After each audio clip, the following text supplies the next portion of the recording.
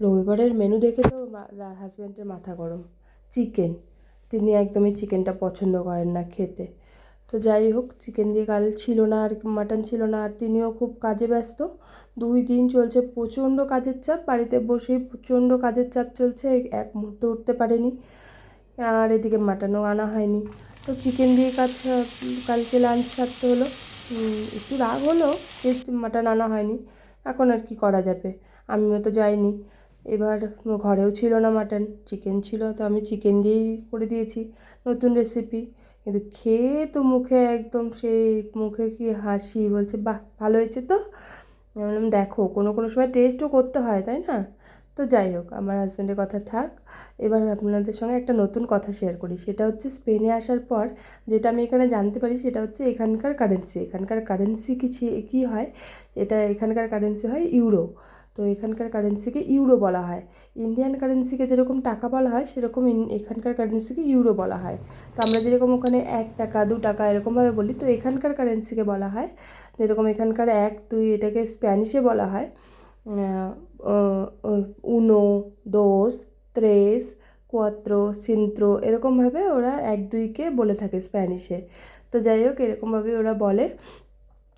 তো এরকম আবার এখানটায়, হ্যাঁ ভালো কথা, এখানটায় কিন্তু পয়সা পাওয়া যায়। আমাদের ওখানে যেরকম 50 পয়সা আগে পাওয়া যেত, 25 পয়সা পাওয়া যেত, সেরকম এখানে এখনও পাওয়া যায়। তো এখানকার 50কে বলা হয় 50 সেন্ট, মানে যে পয়সাগুলো পাওয়া যায় সেগুলোকে বলা হয় 50 সেন্ট।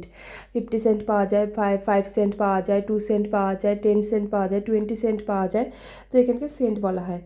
তো এরকমই একটা মজার কথা হচ্ছে, এখানে বাঙালিদের দোকান থেকে এখানে কিছু বাংলাদেশি অনেক দিন থেকে আছে, তারা খুব ভালো স্প্যানিশ জানে। তো আমি তাদের থেকেই জেনেছি যে এরকম ওনাদের স্প্যানিশে এটাকে মানে 1 2কে উনো দোস ত্রেস এরকমভাবে বলা হয়।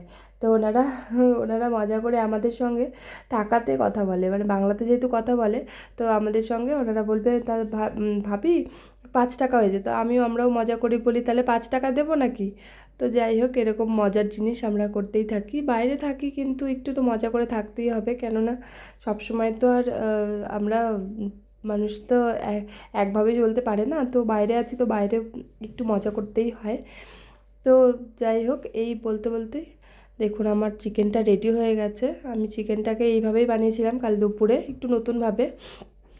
তো আমার হাজব্যান্ডের তো খুব ভালো লেগেছে, জানি না, তো বলছিল যে খুব ভালো হয়েছে, আর খেতেও সত্যি ভালো হয়েছিলো। এদিকে ফ্রাইড রাইস বানিয়ে নিয়েছিলাম, ফ্রাইড রাইস, চিকেন আর শসা কেটে দিয়ে দিচ্ছি।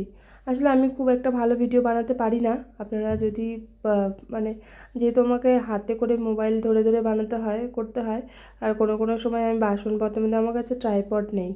তো যাই হোক, এইভাবেই আমি চেষ্টা করছি। দেখুন, যদি ভালো লাগে জানাবেন।